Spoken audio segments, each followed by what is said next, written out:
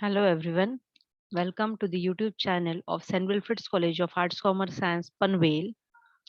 My today's topic is Organizational Behavior in HRM, Part 1. Myself, Assistant Professor Tapasa Patil, St. Wilfrid's College of Arts, Commerce, Science, Panvel. Now, I'll be starting with the organizational behavior meaning. Organizational behavior is the study of human behavior in organizational settings, the interface between the human behavior and the organization itself. Yes, now organizational behavior is what? It is an interface between the two things, that is the human behavior, how is exactly a human behavior, and the organization, the interface between these two and the organization itself. Organizational behavior researchers study the behavior of individuals primarily in their organizational roles. Yes, how the individual behave, what is their behavior in the work, that is to be researchers study on exactly that. Next, we will be starting with the definition. Organizational behavior is the study of both group and individual performance and activity within the organization. Yes, organizational behavior is also a study of group, that how the group works or the individual work. Yes, and give their performance regarding that work on their job, how they perform is the study in short, is in the organizational behavior, and the activities they do in the organization is the study of that. So OB is the study of both individual group and individual performance and activity within organization. Next, we are moving with organizational behavior 10 important objectives. Yes, now we said about the organizational behavior, that is the interface between the human behavior and the organizational goals and the organization. So now we are moving with the organizational behavior objectives. What is the aim behind that? To analyze the different perspective and potentialities to create and develop the ethical values in the organization. Yes, now to analyze what the different perspective and potentialities that create and develop the ethical values in the organization, to analyze the potentialities towards the ways and means to conduct and organize the systems.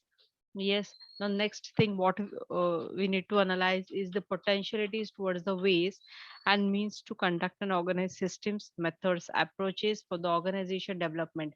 What exactly the systems, what exactly the methods and approaches are organized, are been conducted for the organization development, that is that we need to analyze it. To analyze the potentialities to develop process, methods, and approaches of formal and informal patterns of organization and the society. Yes, now next thing what we need to analyze is the process, methods, and approaches of formal and informal patterns. Yes, now in which organization that is to be implemented a formal behavior, a formal pattern, or the informal pattern, and to analyze that, to analyze how to make perspective methods in the process of effective communication, to formulate ethical norms in an organization. Yes, also to analyze the methods and process of effective communication. Next, to analyze the various aspects and factors affecting the group cohesiveness. Yes, next we can analyze is the various aspects and factors which are affecting the group cohesiveness. To analyze the ways and means to develop different ethical aspects of group dynamism. Yes. Now, what we need to analyze it, the various ways and means through which the how the ethical aspects of group dynamism developed it, the different ethical aspects. To analyze the mutual interest of individual and group. Yes, also we should analyze the mutual interest of individual and group.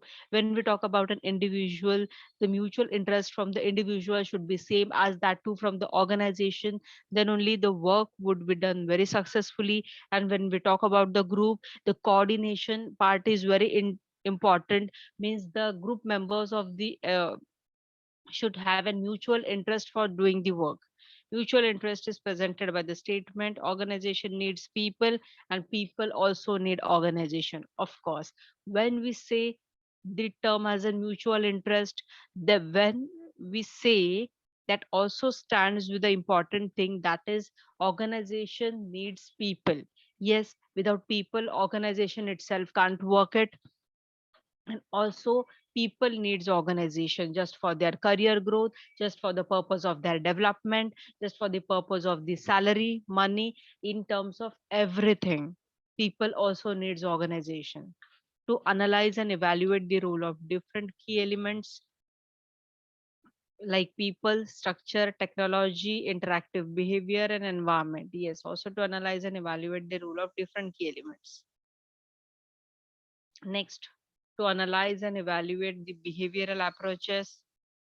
Yes, to analyze and evaluate the behavioral approaches in organization. In context of that, all of them are based on the art and science. To analyze different aspects of work environment, which duly affects the behavioral patterns and attitude of the persons. Yes, also we analyze the different aspects of work environment. Yes, in the work environment, what we analyze exactly the behavior patterns. Yes, how the employees behavior towards their work, towards the organization, towards their superiors, and the attitude also towards the work, towards their superiors, towards the colleagues, towards the organization. We could analyze that.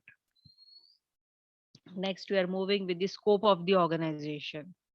Yes. First is impact of personality on performance. Yes, it is a great impact of personality on the performance, the behavior, the attitude, the enthusiasm, the potential, uh, everything, every said word is important in the performance. What efforts the individual put is important. The personality on the impact of personality on performance. Next, employee motivation. Yes. Now, employee motivation is very important. Now, employee motivation can be done in two terms, like in the monetary terms and non-monetary terms. If we talk about the monetary terms, then the increment, bonuses are in factors, promotions, like in the monetary terms, you could also consider as a sense of motivation, and in the non-monetary terms as a reward promotion also comes in the non-monetary terms for the motivation of employees.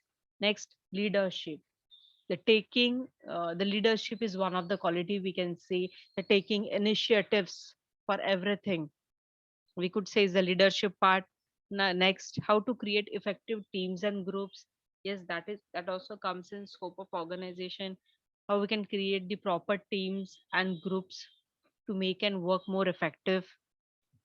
Study of different organizational structures, individual behavior, attitude, and learning. Yes, individual behavior, his attitude and learning, perception, design and development of effective organization is also the scope of OB. Next, job design.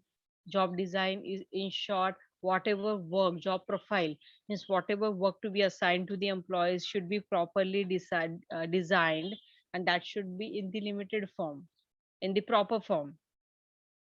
Impact of culture on organizational behavior. Yes, what the organization has adopted the culture. Now, what is the impact of that on organizational behavior? Management of change. Yes, management of conflict and stress. Yes, conflicts and stress is an also a part of organization. Stress comes through the workload, through the behavior of the superior. There are a lot of things. So how we manage it? Yes. Next is OD, organizational development. Organizational development contains of many things like organizational change. We could say organizational diagnosis. There are many things which comes under the organization development. Next, organization culture, what the organization has adopted the culture. Transactional, transactional analysis, group behavior, power and politics. Job design and study of emotions. So the field of organization behavior does not depend upon the deductions based on the gut feelings, but attempts to gather information regarding an issue in scientific manner under the controlled conditions. Yes, it uses the information and interprets the findings so that the behavior of the individual and group can be analyzed as desired. Next, we are moving with the organizational behavior three levels. First is individual level, second is group level, third is organizational level. Now, first, you are moving with the individual level. Deals with the concept at an individual level. Example of individual is level concepts are perception, personality, learning, motivation, and attitude. Yes, examples of individual comes as a level concept of perception, personality, learning, motivation, and attitude. Group level deals with the concepts of the group level. Examples of the group level are the team, conflict, leadership, power, politics. Group level concepts may include how groups are formed, how to make effective teams, how individually and collectively the group activities can be improved, how to motivate employees, and which type of group would be suitable for particular assignment. Yes, in the group level, there are various things we should need to be considered as in group activities, how they can be improved, it, how we can motivate the employees, which type of group would be suitable, that we need to say in the group level. Organizational level deals with the concept at the organizational level. Examples of the organizational level concepts are change management and organizational culture. Yes, it's deal with the concept of organizational level and change management or organizational culture are the examples of that. Next, we are moving with organizational behavior, four major models. There are four major models at the frameworks of the organization, and that are autocratic, custodial, supportive, collegial. Now, what is first one? Autocratic. The basis of this model is power with the managerial orientation of authority. The employees in turn are oriented towards obedience and dependence on the boss. Yes. This in this model, what it is said is the power with the managerial orientation of authority.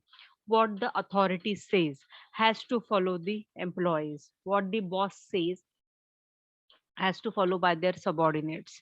Yes, it is somewhat and strict. Employees in turn are oriented towards obedience and dependence on the boss. Next, custodial. Custodial is what? The basis of this model is economic resources with the managerial orientation of money.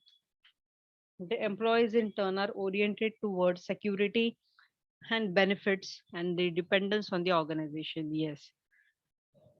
The basis of the model is economic resources as in managerial orientation of money. Employees in turn are oriented towards the security and the benefits and dependence on they're dependent on the organization. Next, supportive.